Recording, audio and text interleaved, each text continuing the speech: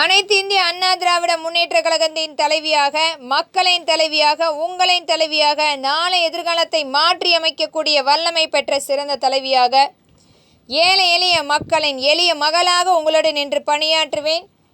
இன்றைக்கும் என்றைக்குமே அனைத்து இந்திய அண்ணா திராவிட முன்னேற்ற கழகம் மக்களுக்குரிய கட்சி, மக்களுக்காகவே உருவாக்கப்பட்ட கட்சி. இன்றைக்கும் மக்களுக்காக செயல்பட்டு கொண்டு இருக்கும் ஒரே கட்சி நம்மளுடைய அனைத்து இந்திய அண்ணா திராவிட முன்னேற்ற கழகம்தான்.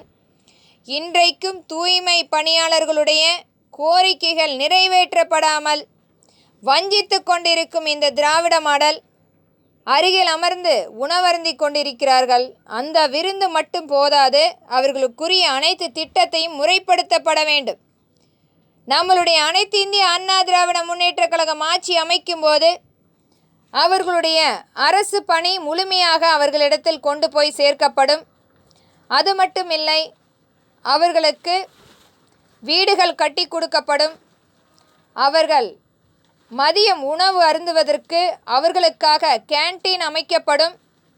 அது மட்டுமில்லை, அவர்களுக்குரிய ஓய்வூதிய திட்டம் அமல்படுத்தப்படும். அவர்களுடைய குழந்தைகள் கல்வி திறனை மேம்படுத்துவதற்கு அரசாங்கம் பொறுப்பேற்று நிறைவேற்றும். அவர்களுக்கு இருசக்கர வாகனம் இலவசமாக அரசாங்கம் கொடுக்கும்.